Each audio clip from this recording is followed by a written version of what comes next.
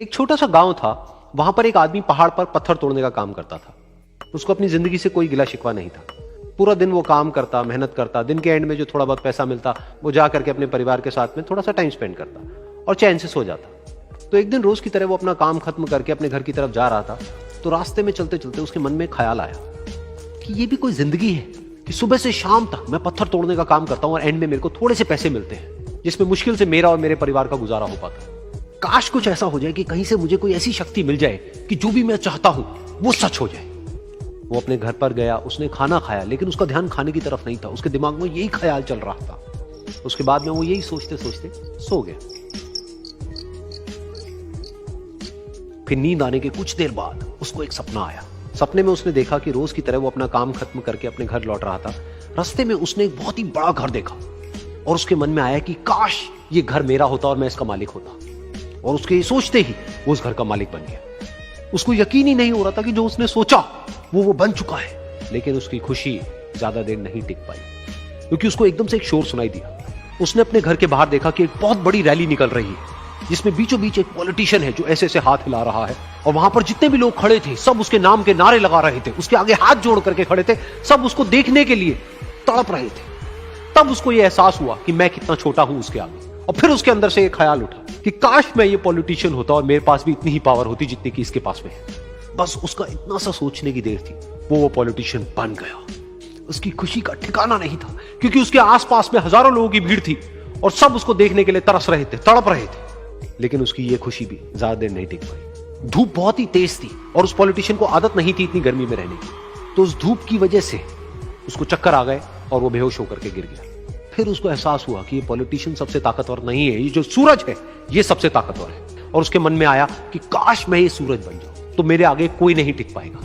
और उसका इतना सा सोचने की देर थी और वो सूरज बन गया।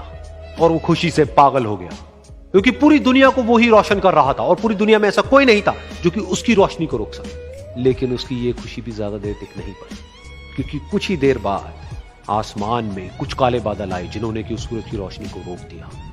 फिर उसको यह एहसास हुआ कि इस दुनिया में ऐसा भी कोई है जिसमें दम है उसकी रोशनी को रोकने का। और उसके मन में एक ख्याल उठा कि काश मैं वो बादल बन जाऊं। और वो बादल बन गया और आसमान में उड़ने लगा। उसको ऐसा लगा कि मैं आसमान में उड़ रहा हूं और अब मैं जहां चाहे वहां जा सकता हूं। लेकिन कुछ देर बाद वहां पर एक बहुत तेज हवा का झोंका आया जो कि उन बादलों को उड़ा करके ले गया। अब फिर उसे ये समझ आया कि ये जो बादल हैं वो सूरज की रोशनी को तो रोक सकते हैं लेकिन हवा को नहीं रोक सकते। ये हवा उनको बहा करके ले जाती है। फिर उसके मन में आया कि काश मैं ये हवा बन जाऊं। और वो हवा बन गया। हवा बनने के बाद में उसको अपने अंदर एक अलग ही ऊर्जा का अनुभव हुआ। वो चाहे तो आराम से बहता और चाहे तो आंधी बन करके, तूफान बन करके, जिसको भी चाहे उड़ा करके ले जाता। उसको ये विश्वास होने ही लगा था कि इस दुनिया में सबसे ज्यादा शक्तिशाली मैं हूं। लेकिन तभी उसके सामने आया एक पहाड़। उसने अपनी पूरी ताकत लगा दी लेकिन उस पहाड़ को वो इतना सा भी नहीं हिला पाया। तब उसको यह एहसास हुआ कि इस दुनिया में कोई है जो हवा से भी ज्यादा शक्तिशाली है, जिसमें दम है उस हवा को रोकने का। फिर उसके मन में आया कि काश मैं ये पहाड़ होता। और वो पहाड़ बन गया। लेकिन हर बार की तरह इस बार भी उसकी खुशी ज्यादा देर तक नहीं टिक पाई। उसको एक जानी पहचानी सी आवाज सुनाई दी और साथ ही साथ उसको दर्द होने लगा, जैसे कि कोई है जो उसको तोड़ रहा है, उसको मार रहा है। तो दर्द से वो चीखने लगा और उसके मन में आया कि काश मैं वो बन जाऊं जो कि इस पहाड़ को तोड़ने का दम रखता है। लेकिन इस बार उसकी ये ख्वाहिश पूरी नहीं हुई। वो रोने लगा, चीखने लगा, चिल्लाने लगा। उसने अपनी पूरी जान लगा दी लेकिन इस बार वो नहीं बन पाया। उसका दर्द बढ़ता ही चला जा रहा था और दर्द की वजह से एकदम से उसकी नींद खुली और सामने शीशा था। उसने शीशे में देखा और उसको समझ आया कि सपने में मैं वो क्यों नहीं बन पा रहा था जो मैं बनना चाहता था, क्योंकि असलियत में मैं वो ही हूं। दुनिया सुनना नहीं देखना पसंद करती है कि आपने क्या किया। जिंदगी में कामयाब होने के लिए याद रखिएगा, ये मायने नहीं रखता है कि आपने कितना किया, मायने ये रखता है कि आप कितना कर सकते थे। जब लंका में पुल बनाया जा रहा था पत्थरों को जोड़ जोड़ कर सीता माँ को लाने के लिए, तो बंदरों के साथ साथ गिलहरियां भी वहाँ पत्थर भर रही थी। तो इन सब से कितना पत्थर ही उठेगा। एक बंदर आया तो उठा के फेंक दिया गिलहरी को, भाग यहाँ से, तो इतनी पत्थर बीच में ला रही है। तो मर्यादा पुरुषोत्तम राम के पास वो जाके गिलहरी गिरी। तो गिलहरी को वो प्यार प्यार से सहलाए थे ना, तो ऐसा कहा जाता है कि इस पे जो निशान है गिलहरी के पीठ पे, वो राम जी का है। राम जी ने उस बंदर को बुलाया और कहा कि देखो तुम इतना विशाल पत्थर उठा रहे हो तो तुम्हारा शरीर भी विशाल है, ये गिलहरी इतना बड़ा पत्थर उठा रही है जितना इसकी क्षमता है। तो आप अगर कामयाब होना चाहते हैं तो आप ये मत सोचिए कि आप हमने आज 8 घंटे पढ़ लिए या 8 घंटा हम मेहनत किए, आप ये सोचिए कि आप कितना कर सकते थे।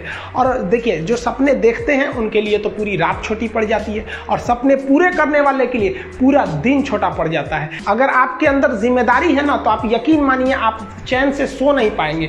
जिम्मेदारी ऐसी चीज होती है जो रातों की नींद छीन लेती है। रात में जगने वाला हर लड़का आशिक नहीं होता। पैसा और समय में तालमेल बिठाना बहुत जरूरी होता है। पैसा कहता है कि तू कुछ करेगा तो हम आएंगे, जबकि लोग गलती करते हैं। लोग कहते हैं कि पैसा आएगा तब हम कुछ करेंगे, ऐसा नहीं है। पैसा कहता है कि तू मुझे आज बचा ले, मैं कल तुझे बचा लूंगा। पैसा बेशक भगवान नहीं है और ना ये आपके साथ ऊपर तक जाएगा, लेकिन पैसा जब तक आपके साथ है ना, तब तक आपको नीचे गिरने नहीं देगा।